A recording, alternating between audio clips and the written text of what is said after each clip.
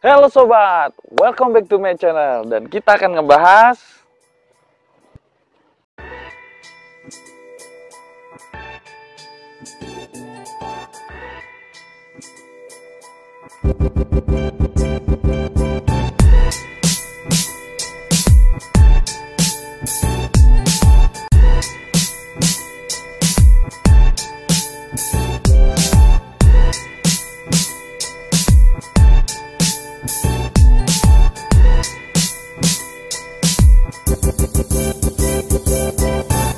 Nah, motor ini umurnya udah 3 tahun.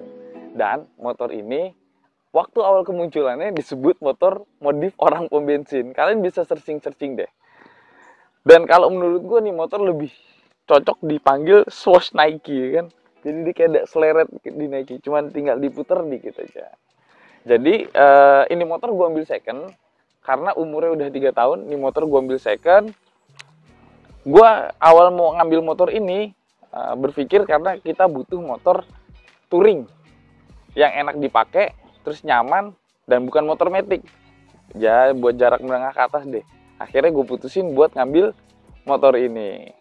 Nanti di akhir video gue kasih tahu kenapa sih gue lebih milih motor ini dibanding motor Yamaha yang lainnya. Oke, langsung aja cekidot. Nah, seperti biasa sob, kalau mau ngambil motor, gue pribadi ada 3 hal yang mau gue pertimbangin. Yang pertama adalah model atau desainnya si motor, yang kedua adalah mesin sama fitur-fiturnya, dan yang ketiga adalah main dealer atau jaringan main dealer buat ngedukung part substitusinya. Kalau ngomongin model, ada 3 brand yang main di motor sport naked 150cc. Pertama ada Honda dengan CB, Verza beda ya karena dia segmentasinya beda. Yang kedua adalah ada Suzuki dengan Bandit. Kalau GSX-S juga beda menurut gua, karena apa? Si GSX-S joki split. Nah, yang ketiga ada si Yamaha Vision. Kalau MT series dan yang lainnya beda karena dia segmennya juga udah beda. Kalau ngomongin model sendiri, menurut gua CB itu model paling bagus karena dia modelnya edgy gimana gitu. Sedangkan kalau si Bandit itu agak so-so. Jadi dia itu kayak perkawinan antara Satria F sama GSX. Lo bisa lihat headlampnya Satria F, buntut belakangnya juga Satria F, bahkan kalau buntut belakangnya boleh gue bilang dia mirip-mirip Suzuki Axelo. Jadi kalau si Bandit itu modelnya kalau menurut gue kayak gado-gado gitu. Sedangkan si Vision sendiri ini juga gue bilang nggak bagus-bagus banget. Bahkan dibandingin versi NVA atau Vision sebelumnya, gue masih lebih suka Vision yang model sebelumnya.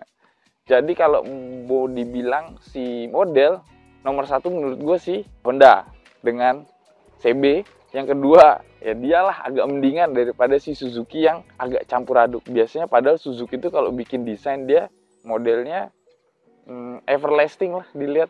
Tapi kali ini gue nggak milih buat Suzuki. Oke, lanjut ke mesin sama feature sob. Untuk mesin dan feature sendiri, CB yang pertama, dia udah DOHC, 4 klep, pendingin cairan, speedometer digital, sama lampu LED. Untuk tenaganya sendiri, itu ada di 16,5 horsepower, dan torsinya itu ada di 13,8. Lanjut ke Suzuki Bandit. Dia paling kenceng di tenaganya sob menurut gue di DOHC 150cc. Dia udah tenaganya 18,9. Torsinya itu 14 Nm. Lanjut udah LED juga, speedometernya digital, dan menurut gue speedometernya lebih lengkap daripada si versi CB. Lalu yang terakhir, ini ada Vision Air, ya kan?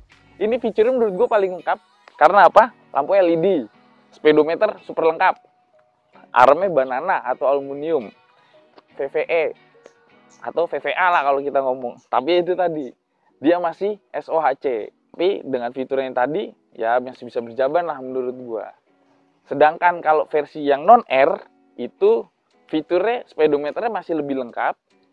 Dia masih tetap SOHC dan CC-nya sama. Tapi diantara semua atau 3 brand itu tadi, yang non-air ini tenaganya masih iring-iringan sama si CB. Tapi kalau menurut gue, fiturnya masih agak lebih lengkap si Vision ini. Karena bedanya cuma DOHC sama SOHC tok.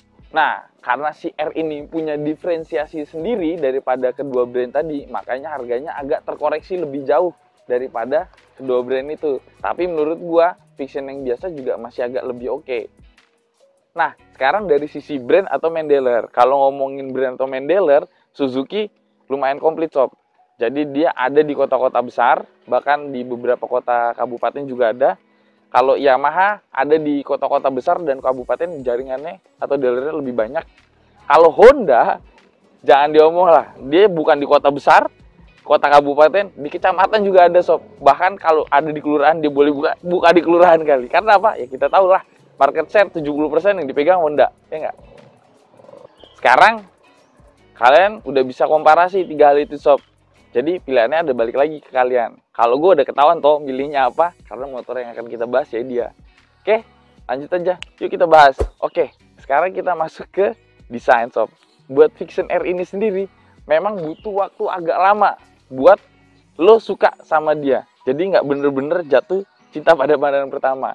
Kalau si Honda itu kan begitu dilihat, itu langsung enak. Sedangkan Vixion ini menurut gue masih lebih enak Vixion versi sebelumnya atau NVA. Harusnya kalau ngambil basis desain, Vixion ini belajar. Dia ngambil desain yang udah lama, yang udah keren, tinggal ditambahin fitur-fitur LED dan macam-macam buat ngikutin si kompetitor. Jadi ketika gua ngambil atau mutusin buat ngambil si Vixion ini, itu berpikir panjang, akhirnya baru diambil setelah berpikir di antara 3 brand tadi. Dan sekarang bisa kelihatan toh dari segi desain, CB yang gue bilang udah bagus tadi, itu impact terhadap penjualan, ya kan? Bisa kita lihat penjualannya dulu Vixion adalah market leadernya si motorsport 150cc, sekarang bisa kesusu sama si CB. Jadi ketika orang-orang kita atau biasanya kita pada umumnya membeli produk atau brand motor, itu lihat yang pertama kali apa? Desainnya. Agree sama gue sob. Oke, sekarang kita masuk ke fascia depan atau bagian depan. Bisa kalian lihat sendiri sob, ya kan?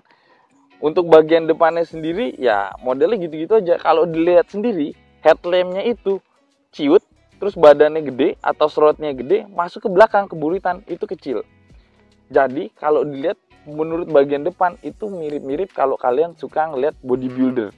Bodybuilder itu kan palanya kecil, badannya gede banget, dadanya tuh, terus masuk ke bagian belakang kecil. Kalau bodybuilder kan begitu. Kalau cewek kan gini enak dilihat. Nah kalau kayak gini, jadi kayak kesannya begini sob. Buat lampunya sendiri ini udah LED. Dayanya kalau nggak salah 4-6 watt. Untuk penerangannya ya so-so lah. Jadi menurut gua bagian depan biasa aja sih. Harusnya dia ngambil modelnya si Vixion NVA tadi. Jadi lebih edge, lebih keren. Kalau yang sekarang jadi agak gimana gitu. Oke, sekarang masuk ke areal depan atau area kemudi depan. Untuk kemudi depan sendiri, dia shocknya pakai as 33 mm dengan diameter velg itu 2,15 inch dan disc brake 245 mm. Nggak ada yang spesial sih. Jadi yang beda dari Vixion R ini cuman palangnya aja. Kalau yang lama itu kayak bintang 5, kalau yang ini kayak Y. Ini mirip Satria F versi lama sih menurut gua. Kalau di areal depan ini nggak ada yang spesial sih. Jadi biasa aja. Dan nggak ada perubahan dari Vixion yang sebelumnya atau Vixion non R. Oke, sekarang kita masuk ke areal tengah sob. Untuk areal tengah sendiri, dia sudah menggunakan shroud 2 layer. Lalu shroudnya kalau kata anak sekarang gede bingit, ya kan? Gede banget. Dan ini desainnya set kayak swoosh Nike. Jadi ini terkesan seolah-olah nyambung lah. Dan buat frame-nya sendiri, nih kalian bisa lihat frame-nya itu adalah frame model Delta Box. Buat Delta Box sendiri, ini udah diperkenalkan sama Yamaha di tahun 1982 atau kita kenal dengan Twin Spar di Motor GP Shop. Terus ke areal mesin, di sini bisa kita lihat dia sudah menggunakan VVA dan ketara banget, jadi agak lebih berisi si Vixion ini, ya kan, karena ada 2 selangnya ini. Lalu dia butuh pendingin, artinya dari 2 selang ini dia butuh pendingin ekstra. Lalu untuk sektor mesin, dia masih menggunakan SOHC, tapi kompresinya itu naik jadi 11,6. Dan di sektor mesin ini dia sudah menggunakan assist slipper clutch, tapi kalau kelihatan dari blok mesin sih nggak begitu kelihatan. Lalu untuk mesinnya sendiri dia sudah 155 cc atau offset lah cc-nya dari motor-motor yang lainnya. Karena biasanya kan kita motor 150 dan dia offset 5 cc. Dan mekanisme offsetnya ini juga bukan cuman hanya di cc-nya, tapi ada satu mekanisme atau sistem cara kerjanya si SOHC itu offset. Nanti kita jelasin deh di video terpisah. Sama satu lagi sob, sayang banget ya, di blok mesin kanan ini nggak ada lubang buat ngintip oli atau kaca buat ngintip oli. Tahu gue yang ada cuman si Suzuki doang deh. Harusnya kalau ada lebih bagus. Jadi buat sektor mesin itu tadi kita bisa lihat VVA, ASC, serot gede bingit, dan offset 5 cc. Nah, sekarang keempat sob, masuk ke areal belakang. Untuk areal belakang sendiri, kita bisa lihat swing armnya. Dia sudah menggunakan swing arm model aluminium khusus untuk Vision Air ini sob. Dan yang non-air itu masih swing arm biasa.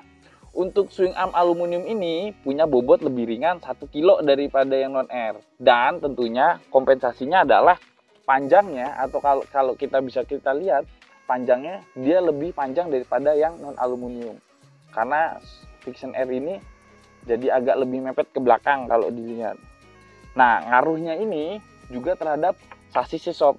Jadi sasisnya ini dia beda sama Vision yang non-air. Dan bisa kita lihat sendiri dari belakang, dia untuk footstep ya agak lebih nganga sedikit sob daripada Vision yang non-air. Lalu untuk cakram dia sudah menggunakan double disc, atau area belakangnya sudah menggunakan double disc dengan diameter cakram itu 203. Responnya bagus kok menurut gua, empuk, khas Yamaha lah. Lanjut ke velg sob. Buat velgnya sendiri dia diameternya ini lebih gede daripada Vision yang non-air, yaitu diameternya sekitar 4 inch, dan ini jadi agak lebih berisi. Bannya juga menggunakan ban 130. Sekarang bisa kita lihat nih. Untuk shocknya sendiri dia sudah menggunakan monocross. Kalau si Yamaha sendiri sebutnya monocross dengan link di bawahnya. Nah, linknya ini bisa kita lihat, ini ada di bawah sini. Jadi kalau kalian mau ngelihat, seri Vision ini sudah menggunakan monocross dengan link di bawahnya. Lanjut ke desain knalpot sob. Kalau desain knalpotnya ini jadi agak lebih bantet daripada Vision reguler yang lebih panjang, dan ini mirip-mirip sama Yamaha R15 versi 3. Buat desain knalpot sendiri kalau gue pribadi masih lebih suka versi yang lama. Dan dengan bantetnya si knalpotnya ini, kompensasinya adalah dia agak lebih lembut suaranya dan lebih halus gitu sob.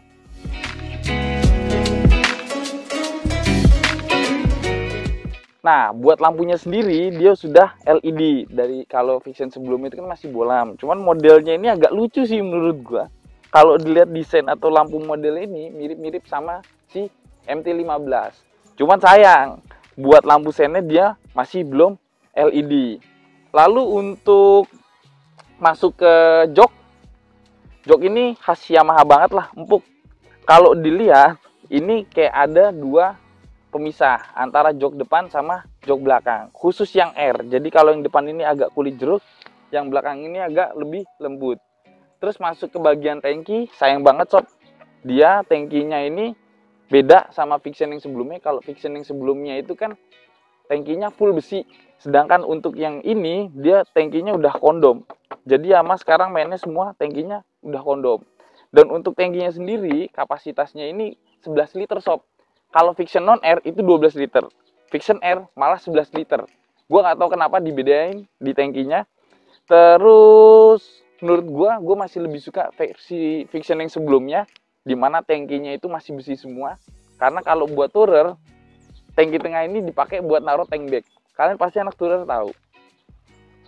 Last but not least sob, kita akan ngebahas fitur yang ada di speedometer. Sini gue unjukin fitur yang ada di speedometer. Saat pertama kali kita nyalain fitur yang ada di speedometer, ini ada sapaan humanis, yaitu high sob tadi, udah gue edit ya kan. Lalu di sini kita bisa lihat ada average real time penggunaan BBM. Jadi ini angkanya tergantung pada bukaan gas. Lalu di sini adalah average penggunaan BBM dalam 1 liter. Ini adalah average kecepatan yang kita gunakan selama berkendara. Di sini ada odometer. Di sini ada trip 1, di sini ada trip 2, di sini ada jam, di sini ada gear, di sini ada RPM, dan di sini ada indikator VVA. Nah, tinggal tambahin suhu, indikator suhu sama oil change itu sudah ngalahin speedometer R25 sob. Jadi menurut gua ini agak lumayan lengkap di kelasnya, bahkan lebih lengkap daripada dua kompetitor yang tadi gue bilang. Tapi sayang untuk jam kita harus ngeklik buat bisa lihat jamnya. Sedangkan kalau R25 kan semuanya tampilan udah ada di situ sob. Oke, kira-kira untuk video kali ini reviewnya segini aja sob. Sekarang gue kasih tahu alasan kenapa gue pilih Vixion. Karena menurut gue ini value banget buat money. Atau value for money lah. Dengan harga gue ngambil nih motor 16 juta secondnya, itu minusnya cuma ada baret di slot kiri sedikit, sama bolong di jok, sama kemarin kotor banget, kayak motor nggak kurus. Jadi ini motor gue ambil second dari Jakarta, ini motor bekas bapak-bapak. Jadi kalau gue ngambil motor, kilometernya juga masih dikit, sekitar 6 ribuan tadi bisa kita lihat. Sekarang dengan harga 16 juta itu, kita udah dapet semua fitur yang tadi gue udah jabarin di awal. Mulai dari swing arm, VVA, dan macem-macemnya. Kalau kita mau modif sedikit, atau sekarang kita mau searching secondnya si MT-15 aja, itu berada di kisaran 25 up sampai 26 ke atas lah. Selisihnya 10 juta. Kalau lo mau modif dikit, tinggal nambah beli headlamp sekitar 2 sampai 3 jutaan. Sok depan pakai punya Sabre atau punya MT-15, udah upside down 3,5 jutaan, terus ongkos pasang 4 juta lah. Itu udah 7,5 juta. Tambahin harga second tadi sekitar 16 juta. Lo udah dapet semua fitur itu tadi. Sekarang kita balikin lagi. Kalau gue sih udah jelas, gue pengen ngambil motor karena stangnya enak. Tinggal nanti ditambahin racer. Akan gue kasih video terpisahnya. Gitu. Oke, sekian video dari gue. Nanti untuk impresi bagaimana nih motor, kenyamanannya, sama video daily use atau kalau dipakai jauh, nanti kita akan bikinkan video terpisah sob. Sekarang ini aja video dari gue. Kalau mau ada ditanyain, monggo di kolom komen atau kita lanjut di diskusi. Thank you sob udah ngikutin channel kami, dan jangan lupa stay healthy. Bye-bye.